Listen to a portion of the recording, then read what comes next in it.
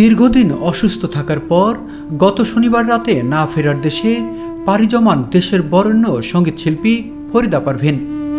তার মৃত্যুর খবর ছড়িয়ে পড়তেই রাতেই হাসপাতালে ছুটে যান সঙ্গীতশিল্পী কনক চাপা। সেখানে তিনি প্রয়াত শিল্পীকে স্মরণ করে জানালেন গভীর শোক ও আক্ষেপ। আজকে ফরিদা আপার আত্মার মাগফিরাত কামনা করি। তার শোক সন্তপ্ত পরিবারের প্রতি আমার সমবেদনা রইল। কবর দেওয়ার আগেই মানে কয় নাম্বার দোজকে যাব সেটা তারা নির্ধারণ করে ফেলে।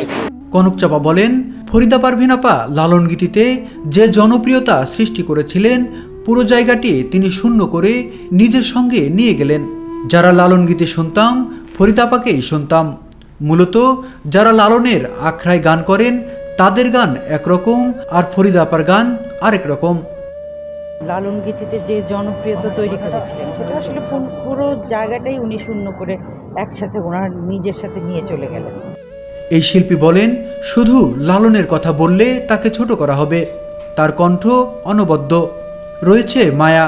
এক কথায় বলতে গেলে ফরিদা আপার কণ্ঠ তীরের মতো হৃদয় স্পর্শ করত। ভরাট একটা সঙ্গীতাঙ্গন দেখে আমি বড় হয়েছি, সেটাই ধীরে ধীরে হারিয়ে ফেলছি। আমাদের মাথার উপর যারা বটবৃক্ষের মতো ছিলেন তাদের আমরা হারিয়ে ফেলছি। আমরা খুবই অসহায় হয়ে যাচ্ছি। আমাদের মাথার উপর যারা বটবৃক্ষের মতো ছিলেন তাদেরকে আমরা প্রায় অনেককেই আমরা হারিয়ে ফেলছি। আমরা খুব অসহায় হয়ে যাচ্ছি। তবে সাধারণ মানুষের প্রতি খানিকটা আক্ষেপও রাখেন কনক চাপা। বলেন, সাধারণ মানুষ মনকে আনন্দিত করতে গান শোনেন, কিন্তু যখন কোনো শিল্পী মারা যান তখন পাপ পুণ্য দোজক বেহেশত নিয়ে তারা অনেক কথা বলেন। সেই মন্তব্যগুলো দেখলে আমি ভীত হয়ে যাই, আমাদের খুব খারাপ লাগে। কিন্তু যখন একজন শিল্পী চলে যায় তখন তারা পাপ পুণ্য বেহেশত দোজক এগুলো নিয়ে তারা এত কথা বলে, সেই কমেন্টগুলো দেখলে আসলে আমরা খুব ভীত হয়ে যাই। কনক চাপা অনুরোধ করেন, যারা অনলাইন বা সামাজিক মাধ্যমে সক্রিয় তাদের কাছে আমার বিনীত অনুরোধ, শিল্পীদের এত পাপী ভাববেন না।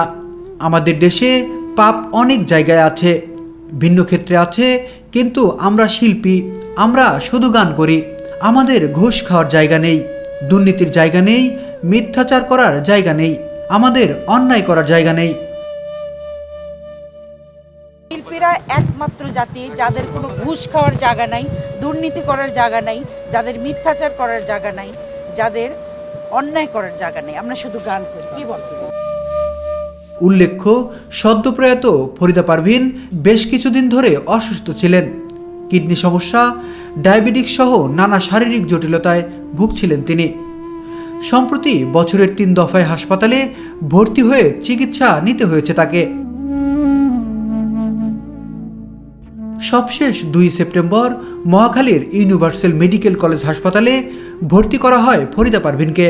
অবস্থা গুরুতর হওয়ায় হাসপাতালে নেওয়ার পরই নিয়ে যাওয়া হয় আইসিইউতে। পরে তাকে লাইফ সাপোর্টেও নেওয়া হয়। সেখান থেকে আর তাকে ফেরানো যায়নি। বিনোদন ডেস্ক, সিনেলিংক।